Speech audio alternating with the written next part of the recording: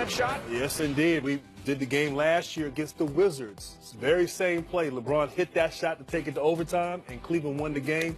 Indiana's lucky he didn't make it there to win the game down the stretch. But not tonight. The Pacers are 3-0 against the Cavaliers this season. Indy is now 17-5 when they make at least 10 threes. They were 10 of 21 from deep in this game. Cleveland 7 of 34 from deep. They have lost 8 of 9 on the road. They are now under 500 on the road at 11 and 12. And let's hear some sound after this one. That was a good game, man. Man, we played so hard. We locked in on the clutch part of the game on the defensive end. Took our time, made the right play, and got the W. You're down 32-10 at the end of the first quarter. What was said? What was going on in those huddles?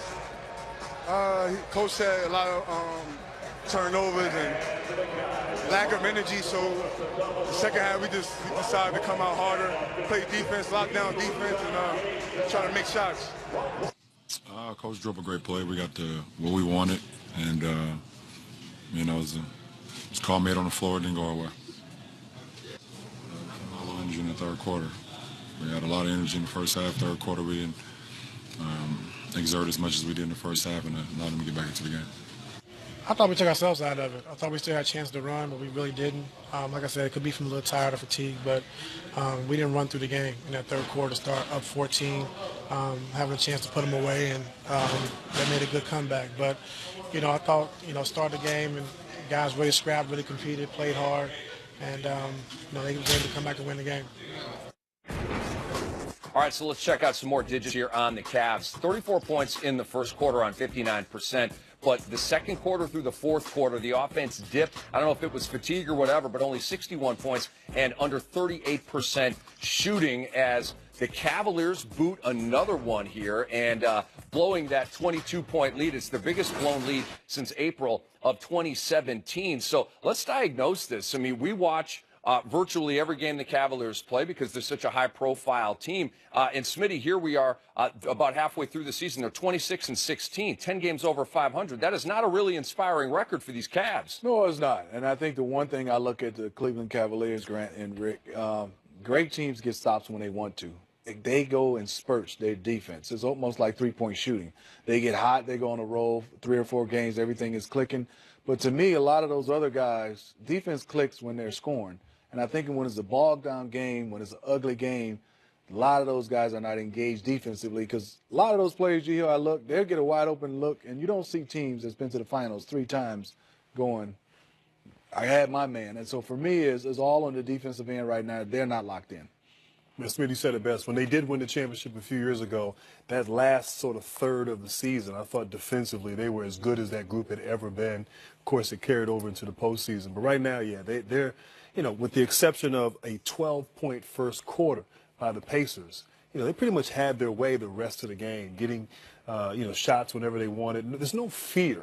There's no fear when you play against Cleveland right now. You feel like you can execute and get whatever you want.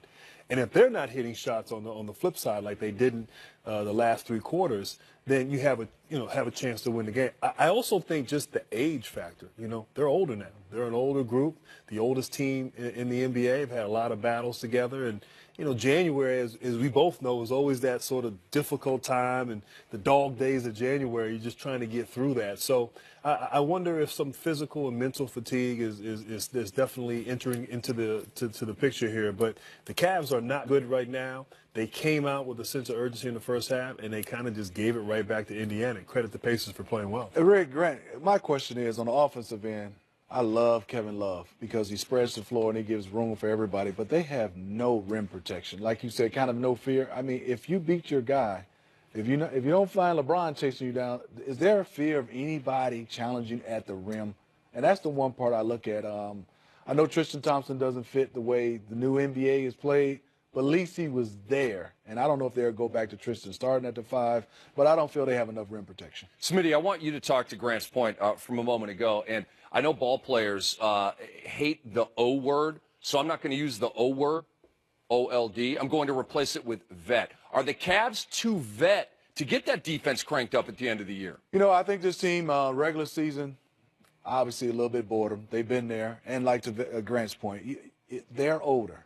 But I think when you get into playoffs, you'll want to have older teams because you don't play every night. And I think for them is the mental fatigue is there. They're mentally old, too, because they've been there. They would love to fast forward right now to February. End of March. They would love to be right there. And then that's when you lock in to who you're playing. And I think veteran teams, if Grant saw me night in and night out as a veteran team, he's going to take away one option, second option. By game 5, he's going to have everything taken away. I think that's what they're looking forward to. All right, so we mentioned that tweet by LeBron James, and he acknowledged that the officials made a good call on him stepping out of bounds. Definitely stepped out a tiny bit after seeing it over again, exclamation mark. Great call. You rarely hear players dap officials like that. That's a good look. And then he says, needed to be an OKC on that drive. LOL. Live and you learn. So he's talking about the play where Giannis Antetokounmpo stepped out of bounds and got away with it as we flash back, tied at 95 apiece, and Giannis goes up for the jam, but he steps out of bounds, Grant. It's kind of a backhanded compliment right there. Really like, was. oh, the first part, But no, I love his sort of sense of humor and certainly acknowledging the play. And it also lets you know that he is a student of the game and he's watching. He's very much aware of what's happening. And a very similar play, same part of the court where Giannis caught it and had the matchup he wanted, had a smaller Collison, and just not only did he step out of bounds, he actually missed the layup, too. He missed the layup, so we can't count it. No. So the NBA will find players if they, complain publicly about officiating and that kind of thing. They'll find coaches, GMs, whoever it is. Can they find LeBron James for complaining about a call in a different game, not even involving his team? Or is the statute of limitations lifted on that? I thought it was very smart. He kind of gave a compliment, and then also he kind of a little backhand slap. I don't think they can really find him for that one. That was pretty good.